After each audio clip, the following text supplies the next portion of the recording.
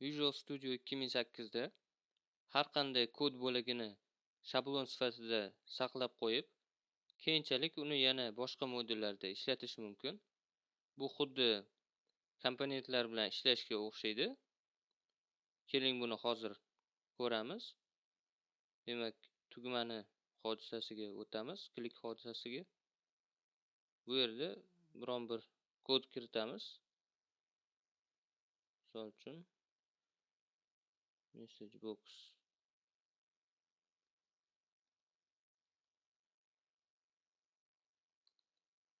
virgul. Endi shu kodni biz saqlab qo'yishimiz mumkin. Buning uchun kodni tanlaymiz va toolboxga tashlaymiz. Ko'rib turganingizdek, bu yerda yangi element hosil bo'ldi. Buni o'ng tugmani bosib, rename ni bosib, nomini o'zgartirishimiz mumkin. Endi ushbu elementimizni proyektimizni xohlagan boshqa joyda, boshqa modulda ishlatishimiz mumkin.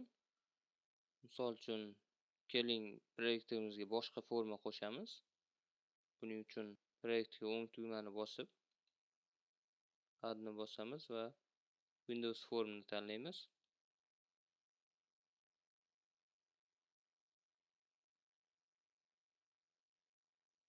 Form 2 add ni bosamiz.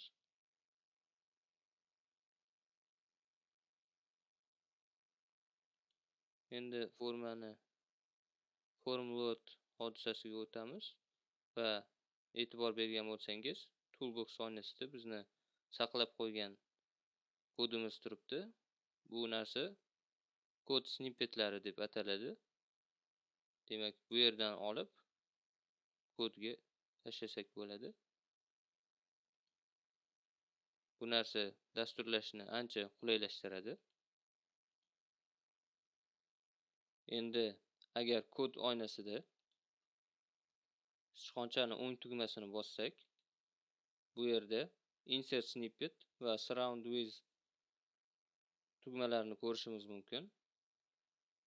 Ular yordamida biz uchun Visual Studio'ni o'zi tayyorlab qo'ygan snippetlarni, ya'ni har xil dasturlash funksiyalari, shablonlarini kodimizga qo'shishimiz mumkin. Insert snippetni bosamiz. Visual C# tanlaymiz. Va ko'rib turganingizdek, bu yerda tayyor dasturlash bloklari berilgan. If bloki, for each bloki va boshqalar. Keling, hozir try catch blokini qo'shamiz.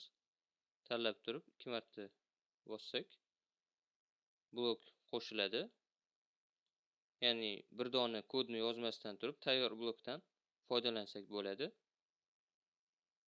Va try catch bo'limimiz to'liq bo'lish uchun faqatgina mana shu yashil belgilangan joyni kerakli kod bilan ta'minlashimiz qoldi.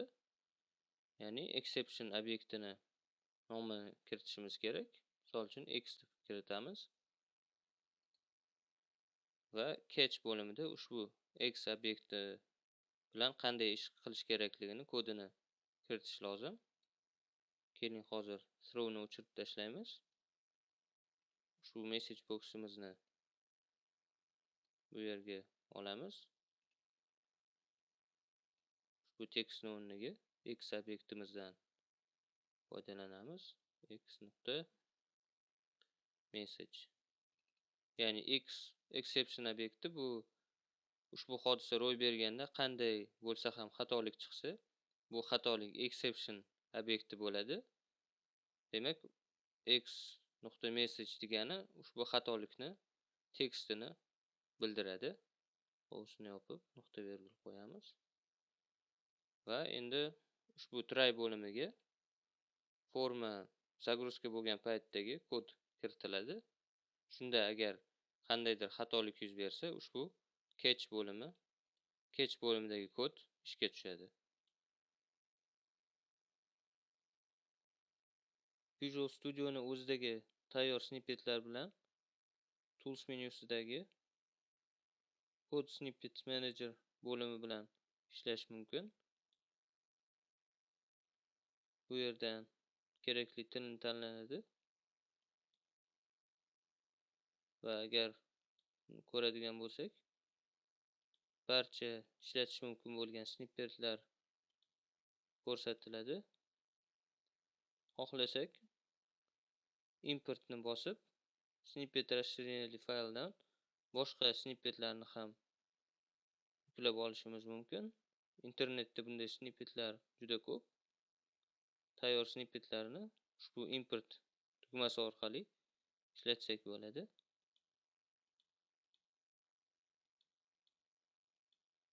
Bu snippetlar juda ko'p.